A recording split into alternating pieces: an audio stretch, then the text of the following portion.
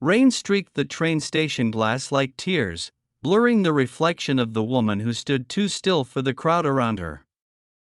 Evelyn Hart didn't look back. She couldn't.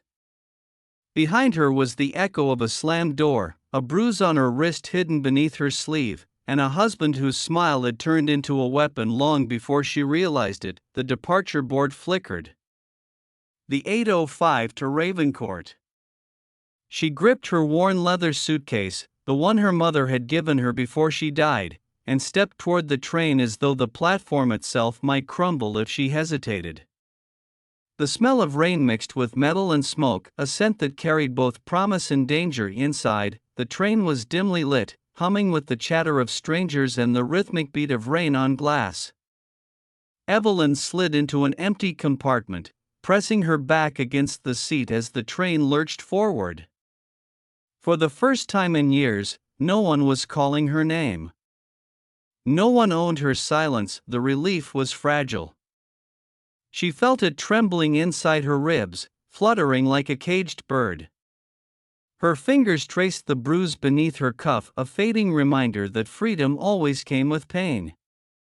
She told herself she would disappear. Change her name. Find work somewhere quiet. Anywhere her husband's reach couldn't follow. The compartment door slid open. A man stepped in. He was tall, broad-shouldered, his suit dark as the storm outside.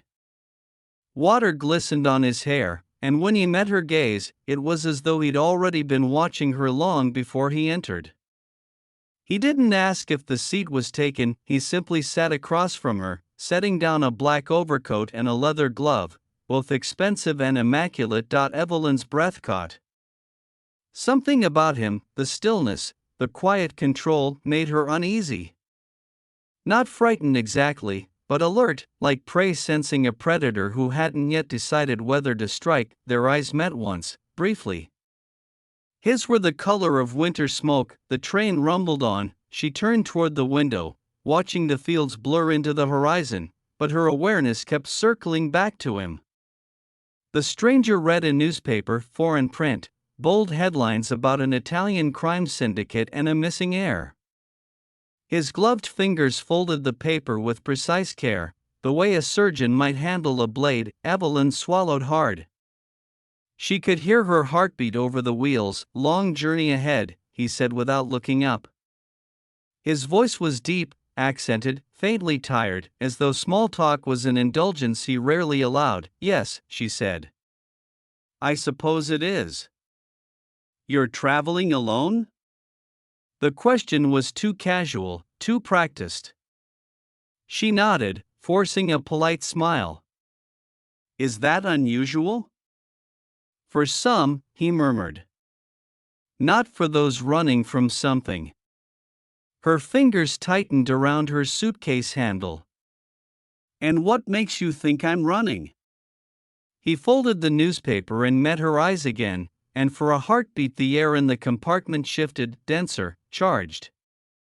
Because I've seen that look before, he said softly. The kind that checks the door before breathing. Evelyn's throat went dry. Then you must meet a lot of people like me. Not many survive long enough to take the train, he replied. The conversation ended there, but his words hung between them, sharp as glass. Evelyn turned away again, hiding the tremor in her hands. The stranger returned to his silence, yet she felt the weight of his presence like gravity. Outside, the storm deepened. The train lights flickered as they entered a tunnel. For a moment, everything was swallowed in black, soundless except for the clatter of steel and the echo of her own pulse. When light returned, the man was studying her reflection in the window. Not her directly, but the ghost of her face caught in the glass. You're trembling, he said quietly. She hadn't realized she was. I'm cold. He reached into his coat and extended a black handkerchief. Fine silk, embroidered with the letter L. She hesitated, then took it. The warmth of his hand brushed hers, and it startled her how alive that contact felt, not comforting, but grounding. as if her skin had remembered something it had been denied for too long. "Thank you," she murmured. He nodded once, no smile, no gesture of familiarity, just acknowledgement. The rhythm of the train softened. Passengers began to settle, the chatter fading into sleep and quiet. Evelyn tried to rest, but her mind refused stillness. Who was he? A businessman, perhaps. Or something darker. She recalled the newspaper headline, "Mafia leader's heir declared dead after dock explosion." Her stomach knotted. The man across from her had the air of someone accustomed to command, to silence, to bloodlines built on danger. She pushed the thought away. Paranoia, she told herself. She was free now. No one would hurt her again, but when she finally drifted toward sleep, her dreams betrayed her. She saw her husband's eyes, his hand raised, his voice whispering that she'd never escape him. She woke with a gasp. The train had stopped. A fog coiled outside the window, thick and pale. A small rural station, unnamed, silent. The stranger was gone. His seat empty. Only the faint scent of tobacco and rain lingered where he had been. Evelyn stood, heart pounding. Through the misted glass she saw him outside on the platform, speaking with two men in long coats. One handed him a small envelope. Money changed hands.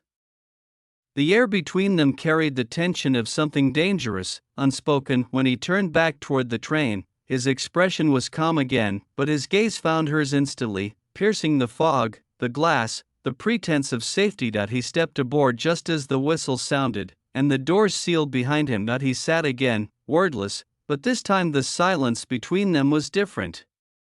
It wasn't empty. It was heavy, like a promise not yet spoken. Evelyn lowered her eyes, clutching the handkerchief still in her lap.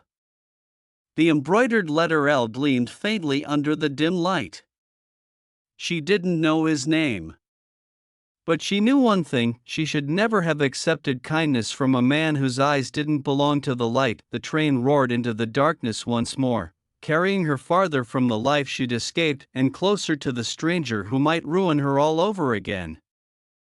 The train cut through the night like a silver blade, slicing through fog and fields drenched in moonlight. The passengers slept, lulled by the rhythm of steel on track, but Evelyn's eyes refused to close. Every time she tried, she saw him across from her, motionless, carved in shadow, his gaze fixed somewhere beyond the window, where only darkness moved. She wanted to believe he was harmless, a stranger on a journey like her. But she had lived too long with the kind of man who smiled while lying. She had learned to read stillness as a language of danger. When dawn bled slowly across the horizon, the stranger spoke again. "You didn't sleep." Evelyn's voice was low, wary. "Neither did you." "I don't," he said simply. He turned his head then, meeting her eyes fully for the first time in daylight. In the weak morning sun, his features sharpened, the faint scar near his jaw, the exhaustion beneath his gaze, the kind of beauty that was dangerous because it invited curiosity. He reached into his coat pocket and drew out a silver cigarette case. "Do you mind?" She shook her head. Smoke coiled in the air, mingling with the scent of old leather and coffee from the dining car beyond. He exhaled slowly, watching her through the haze. "Where are you headed, miss?"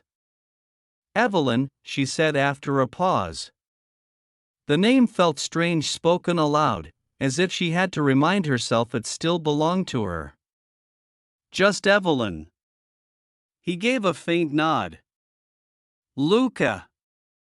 The name suited him, short, precise, carrying weight. Evelyn tilted her head, studying him. "You seem used to giving only first names. Full names invite questions. And questions invite truth?" He smiled then, not kindly, but with quiet amusement. "No. Lies. But lies tell you what someone wants to protect." Her breath caught. It was an answer her husband might have given, but without cruelty, just certainty. She turned away, unsettled by the echo. The train slowed as it entered a new town, a blur of brick chimneys, laundry strung across narrow alleys, the faint hum of morning life. Evelyn glimpsed children chasing a stray dog beside the tracks, and for a moment, she envied their small, unknowing freedom. Luca stubbed out his cigarette. "You're not used to running." She stiffened. "You assume too much." "Then tell me I'm wrong." She hesitated. He was looking at her with that same calm intensity, the kind that left no room for pretense. Her instinct screamed to lie, but her exhaustion betrayed her. "I left my husband." Luca didn't flinch, didn't offer sympathy. "He'll look for you." "He can try," she said, though her voice trembled. A quiet pause settled between them, the kind that only two people carrying ghosts could share. Luca leaned back, his expression unreadable. "Then I hope you've hidden well." The train whistle shrieked, startling her. The sound carried like a warning across the countryside. She gathered her bag tighter to her chest. "Why do you care?" "I don't," he said, too quickly. Then, softer, "But I recognize fear when I see it." Evelyn looked away again, but something inside her shifted. He wasn't trying to hurt her, he was measuring her. Like someone who'd learned to weigh trust before offering it. A sudden jolt shook the train. Her suitcase tumbled from the rack. Luca's hand shot out, steadying her before she could fall. His grip was firm, steady, commanding. She froze, pulse hammering. He let go almost instantly, as if aware of how the touch affected her. "Careful," he murmured. "Thank you," she whispered, voice small. He said nothing more, yet his gaze lingered on her trembling hands. When the train stopped at the next station, Evelyn stepped out for air. The morning had brightened, but the sky held the weight of more rain. Steam hissed along the platform, curling around her boots. She inhaled deeply, trying to steady herself. Behind her, Luca's voice cut through the crowd. "You shouldn't wander far." She turned. He was leaning against the train door, coat unbuttoned, watching her as though he'd been assigned to guard her. "I'm not your concern," she said. He gave a faint, almost imperceptible shrug. "Maybe not. But I don't like coincidences." "What do you mean?" His eyes flicked toward the far end of the platform. Evelyn followed his gaze and froze. A man stood near the ticket counter, scanning the passengers. His build, his stance, it was too familiar. Her heart stopped. "No," she whispered. "It can't be." Luca's tone was calm, but his hand brushed his coat pocket, where she glimpsed the glint of something metallic. "Who is he?" Evelyn's voice broke. "My husband." He didn't ask anything further. His body language changed, relaxed, yet every line of him coiled for motion. "Get back on the train," he said quietly. She obeyed, legs trembling, clutching her bag so tightly her knuckles went white. Through the window, she saw the man approaching, his expression hard, his eyes scanning the compartments. Luca remained outside for a moment, intercepting him with disarming ease. She couldn't hear their words, but she saw Luca smile, a slow, deliberate curve that didn't reach his eyes. Whatever he said made her husband hesitate, then retreat a step. The whistle blew again. Luca boarded just as the train began to move. When he sat across from her once more, she could barely breathe. "What did you say to him?" "That you weren't here." Her voice trembled. "And he believed you?" "He believed the kind of man who tells him not to ask twice." She stared at him. You're not just a traveler.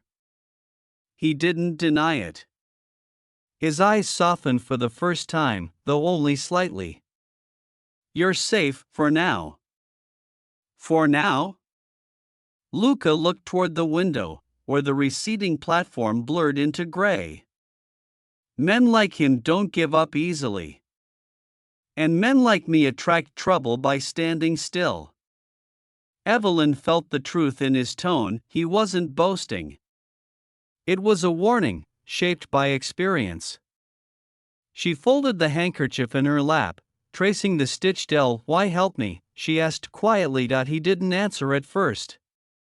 Then, because once, someone didn't. The admission struck her like a confession. He leaned back, closing his eyes briefly, as if that single truth had cost him something. The train thundered into another tunnel, plunging them into darkness again. The brief flicker of lights across his face revealed a man shaped by violence and guilt, and yet, sitting there, Evelyn felt the strangest thing, not fear, but recognition. Two souls running from different pasts, trapped on the same path. When light returned, he opened his eyes and said softly, "If he's following, I'll know. Stay close to me when we reach Ravencourt." She wanted to ask what awaited her there, but his tone left no space for questions. Instead, she nodded, aware that she had just tethered her fate to a man whose shadow was darker than the one chasing her. The whistle screamed again as the countryside blurred past, sunlight glinting on the rails like blades. Evelyn's pulse matched the rhythm of the train, steady, fearful, alive. For the first time since running, she wasn't alone. But she couldn't tell yet if that made her safe or doomed. By the time the train reached Ravencourt, the sky had turned the color of ash. Rain drifted in thin, slanting sheets, blurring the edges of the city beyond the glass. Evelyn followed Luca through the crowded platform, her suitcase clutched to her chest, her pulse beating in her throat. The station was larger than she imagined. Iron arches, flickering lamps, the scent of damp stone and engine smoke heavy in the air. He didn't look back to check if she followed, yet she never lost sight of him. There was something about his stride, measured, decisive, that drew her forward like gravity. When he finally stopped near a side exit, she nearly collided into him. "Stay close," he murmured. She nodded, breath fogging in the chill air. He guided her through a narrow corridor that smelled faintly of rust and oil, then out onto a quiet street lined with shuttered shops. A single black car waited by the curb. "Yours?" she asked, hesitant. His lips twitched. "Borrowed." The car door opened from the inside. A man stepped out, a driver, built broad and silent, his eyes assessing her for a fraction too long. Luca gave a small nod, and the man looked away immediately. Evelyn slid into the back seat, tension coiling in her stomach. As they drove through the rain, the city revealed itself in pieces, faded brick, neon signs flickering in windows, alleyways that swallowed the light. Ravencourt was a place of contrasts, old wealth decaying beside restless hunger. Evelyn's reflection in the window looked foreign, ghostly. She finally broke the silence. "You said I'd be safe." Luca's gaze remained fixed ahead. "You are. For now." "Where are we going?" "Somewhere quiet. No one will find you there." "That's not an answer." He glanced at her then, just once. "I don't give answers I can't protect." The car slowed before an old townhouse, its facade veiled in ivy, its windows glowing dimly. Inside, the scent of cedar and rain lingered. Everything was clean, curated, too impersonal to be a home, too private to be a hotel. "You live here?" she asked. "I keep it," he said, removing his coat. "Sometimes that's enough." He lit a single lamp. The warm glow softened the sharp lines of his face. Evelyn stood near the doorway, uncertain, like someone caught between sanctuary and trap. Luca poured a glass of water and handed it to her. Drink. She took it with trembling fingers. Why are you helping me, really? He leaned against the counter, arms crossed. Because you remind me of someone who didn't make it. The answer landed heavy, final. She didn't press further. Silence settled, deep and uneasy. When she finally spoke, her voice was barely above a whisper.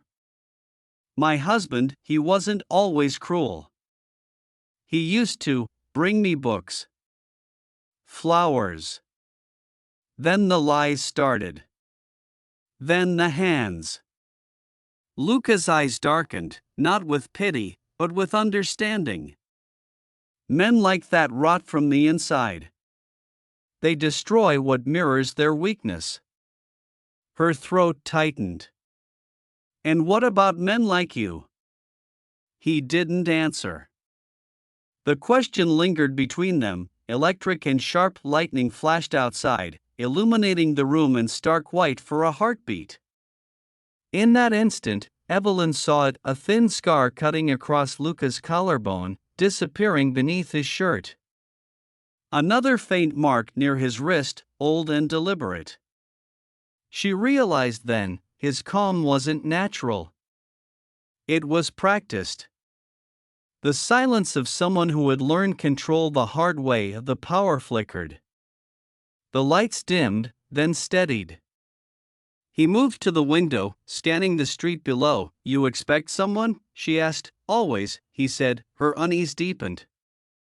Luca, who are you? He turned toward her slowly, the faintest trace of regret in his expression. The man your husband met on the platform should have been more careful. The meaning struck her like a cold blade. He won't touch you again, Luca said quietly. The words chilled her as much as they comforted. What did you do? I warned him. Men like him only understand one kind of language. She took a step back. You think violence fixes violence? It keeps it from spreading, he said. For a while. The air between them thickened. She saw in him the echo of every danger she had fled, and yet, beneath it, the flicker of something that wasn't cruelty. It was weariness. A man bound to darkness, not born from it. Rain hammered against the windowpane. Evelyn sank into a chair, trembling. If he's gone, what happens now? You disappear properly, Luca said. I'll arrange new papers, a place near the coast. Her eyes searched his face. And you? He hesitated, then looked away. I don't belong where peace lives.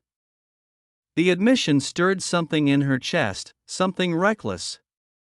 Maybe you could. His expression softened, almost imperceptibly. Don't mistake me for a savior, Evelyn. I didn't, she said quietly. But I think you wish you were. He froze, then exhaled slowly, as if the truth had struck somewhere deep. Get some rest, he said, turning toward the door. Tomorrow, I'll take you to the docks. When he left the room, Evelyn remained still, the sound of rain filling the silence he'd left behind. Her thoughts churned. Every instinct warned her not to trust him, yet something inside her had already begun to. Hours passed. The storm outside grew restless. She couldn't sleep. Shadows from the streetlights crawled across the walls, whispering fears she couldn't name. Finally, she rose, drawn by a faint noise from the hall, a floorboard creaking, a door closing. She stepped quietly toward the window overlooking the street. 2 black cars had stopped outside. Figures in dark coats stepped out, moving with purpose. Her heart dropped. Luca appeared behind her without sound. They found us. Her breath hitched. Who are they? He reached into his coat, pulling out a small pistol, sleek and silent. People who think I died years ago. The words barely registered before a gunshot shattered the front window. Evelyn screamed. Luca grabbed her, pulling her down as glass rained across the floor. The lights went out completely. He pressed her against the wall, his voice low and urgent in the dark. Stay here. Don't move. No matter what you hear. Luca, he met her eyes, a flash of steel and sorrow in the faint light. I told you. Trouble follows me when I stand still. Then he was gone, slipping into the corridor like a shadow born of thunder. Evelyn crouched there, shaking, the echo of his footsteps fading into chaos. Somewhere below, another shot cracked, followed by a shout, then silence. Outside, rain continued to fall, washing the blood from the glass and leaving the city whispering in the storm. Evelyn pressed her palm against her chest, her heart wild beneath it. She didn't know whether to pray for him to survive or fear what would happen if he did. The house was a symphony of echoes and gunfire. Evelyn crawled along the hallway floor, her breath ragged, the scent of gunpowder thick in the air. Every shadow trembled with motion. From somewhere below came Luca's voice, low, commanding, lethal in its precision. Then, silence. She pressed her hand against her mouth to keep from calling out. The seconds stretched, taut as wire. Her world had narrowed to the soft drip of rain through the shattered window and the weight of fear beating in her ribs. When footsteps ascended the stairs, she froze. They were slow, deliberate. Not Luca's. A stranger's voice murmured something in Italian, sharp and amused. The door creaked open. Evelyn's hand closed around the nearest object, a broken piece of chair leg. As the man entered, she swung with all her strength. The crack of wood against skull reverberated through the room. He fell without a sound, her knees gave way. She trembled beside his body, horror and adrenaline twisting through her veins. Then she heard it, Luca's voice again, hoarse but alive. Evelyn. He stood in the doorway, shirt torn, blood staining his sleeve. His eyes swept the room, registering the fallen man, the shaking woman, the open fear in her gaze. It's over, he said quietly, but it wasn't. The air still pulsed with danger, with unfinished violence. Evelyn rose slowly, gripping the chair leg like a lifeline. Who were they? Ghosts, he said. Men from a world I buried. You told me you were dead. He met her eyes, a bitter smile touching his mouth. I was. Once. My family ran an empire that should have stayed underground. I walked away, burned the name, disappeared. But blood remembers. Evelyn stepped closer, anger and relief warring in her chest. And I'm just caught in it? No, he said, his voice gentler now.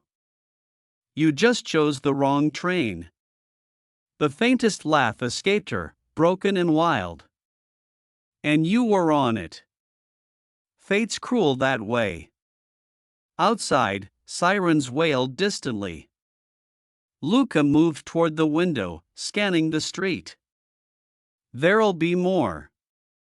We need to move. Evelyn hesitated. Move where? You said I'd be safe. He turned to her then, the exhaustion in his face giving way to something raw. You can still be.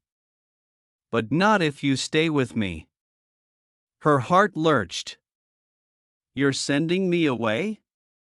I have enemies who hunt ghosts for sport, he said. You'll vanish tonight. New name, new life. I'll make sure he never finds you again. And you? Luca's silence was answer enough. She shook her head, stepping toward him. You saved me. You risked your life, don't make it mean something it shouldn't, he cut in, voice rough. I did what was right, not what was wise. His hand brushed her cheek briefly, almost unconsciously, as if testing the reality of her. You deserve a world untouched by people like me. She caught his wrist before he could pull away. I don't care what you've done. I only know who you were when you saved me. His expression faltered, the control slipping for the first time. Don't say that, Evelyn. Why not? Because it makes it harder to let you go. The sound of engines outside shattered the fragile stillness. Headlights swept across the walls. Luca moved instantly, his instincts sharp as breath. Basement. Now. She followed him through the dark, heart hammering. The air grew colder as they descended. The basement was lined with old crates and the faint hum of hidden machinery. He opened a metal door at the far end, revealing a narrow passage leading beneath the street. This tunnel connects to the canal, he said. You'll follow it until you reach the bridge. A car will be waiting. Go west. Don't stop. She gripped his arm. Come with me. He met her gaze, and for a heartbeat, something inside him wavered. Then he shook his head. If I leave, they'll follow. They'll never stop. You'd be running forever. I already was, she said, voice breaking. A faint, aching silence followed. Then, softly, he said, you have more courage than I ever did. He guided her toward the tunnel entrance, his touch steady despite the tremor in his hands. Above them, heavy footsteps echoed, the pursuers closing in. Luca, he pressed the black handkerchief into her palm, the one embroidered with his initial. Keep it, he said. Proof that once, someone stood between you and the dark. Before she could speak, he kissed her. It wasn't desperate or sudden, it was quiet, deliberate, a moment stolen from chaos, something that would live longer than either of them might. When he pulled back, his voice was low and final. Go. She wanted to refuse, to fight him, but his eyes left no space for defiance. She turned and ran into the tunnel, tears blurring her sight. The sound of gunfire followed her, distant but relentless, then silence again. By the time she reached the canal, dawn was breaking, a pale wash of light over the water. A car idled near the bridge, exactly where he'd said it would be. The driver, a woman with sharp eyes, opened the door without a word. Evelyn looked back once. Smoke rose from the far side of the city. Somewhere in that chaos, he was still fighting, or gone. She clutched the handkerchief, the embroidered L now smeared with his blood. The car sped west, carrying her into a new name, a new life. But freedom felt heavier than she expected. Each mile between her and Ravencourt stretched with the weight of everything left unsaid. Days later, in a quiet town by the sea, she rented a small room above a flower shop. She told herself she would forget him. She told herself he died the way he lived, without needing witness or mercy. But sometimes, when the wind carried the scent of rain, she imagined him alive, watching from somewhere unseen. She would close her eyes and whisper his name, not aloud, but where her heart could hear it. Weeks passed. One morning, a letter arrived at her door. No return address. Inside was a single sheet of paper, blank except for a line written in precise, deliberate ink. You made it. Tears blurred the words. She pressed the note to her chest, laughter breaking through the grief. Against every rule of reason, he had survived. Outside, gulls wheeled over the harbor, their cries echoing across the waves. Evelyn stepped to the window, wind tugging at her hair. The sea glittered, endless and alive. She smiled faintly, whispering to the open air, maybe one day, we'll both stop running. The sound of the ocean answered, soft and ceaseless, As if promising that nothing truly lost ever vanished, it only changed its name. Thank you so much for listening. If you felt this story, remember to follow for more tales where danger meets love, and the heart learns to survive the dark.